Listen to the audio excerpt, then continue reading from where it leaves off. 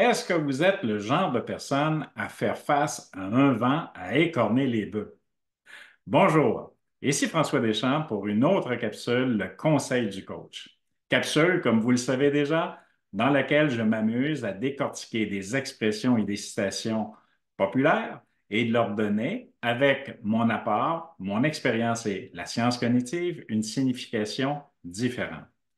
Donc, capsule qui s'adresse à vous, leader en entreprise et gestionnaire également. Donc, que signifie cette expression-là?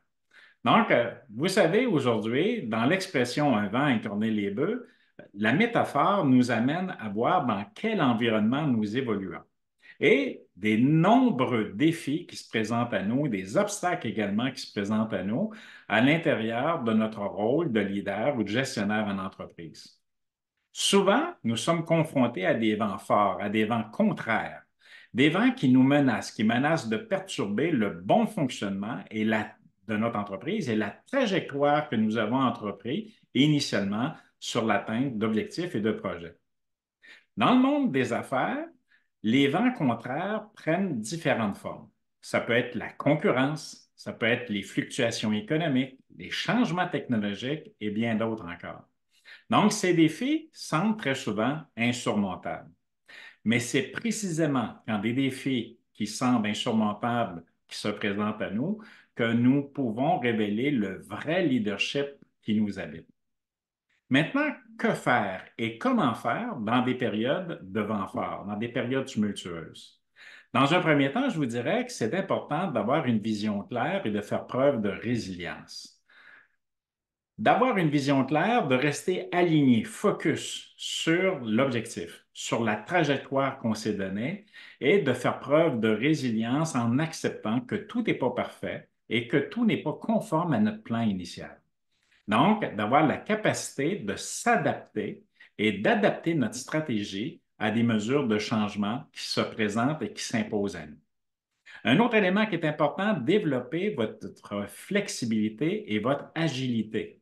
D'être flexible, de lâcher prise, comme je le mentionnais précédemment, et de faire preuve de plus de souplesse dans votre approche et d'être prêt à explorer de nouvelles avenues, de nouveaux plans, toujours dans l'atteinte de vos objectifs. Et pourquoi pas ne pas avoir la possibilité de détecter des opportunités en ayant cette flexibilité-là que nous n'aurions pas vu autrement.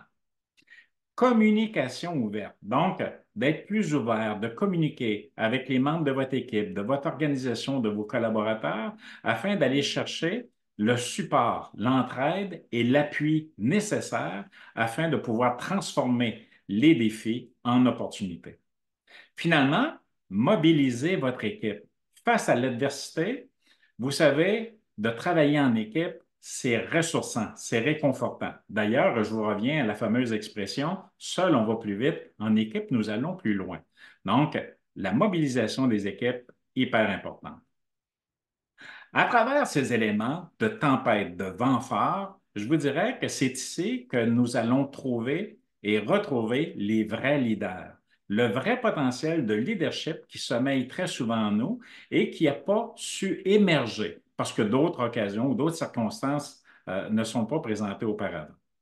En résumé, une vision claire, de la résilience, de la flexibilité, une communication qui est ouverte et vous allez pouvoir affronter les tempêtes avec un meilleur bagage, un meilleur véhicule pour vous permettre d'atteindre vos buts et vos objectifs en entreprise. Je vous remercie du temps que vous prenez pour écouter cette capsule. Merci également pour le feedback que vous me donnez. Je vous invite juste sur cette vidéo à cliquer sur les liens pour vous abonner à mes différentes chaînes. YouTube, j'ai un excellent podcast aussi qui est très apprécié. Ceci n'est pas du coaching. Et bien entendu, recevoir vos commentaires et appréciations sur ce que je vous livre semaine après semaine dans la capsule du coach. Merci. Au revoir et à très bientôt.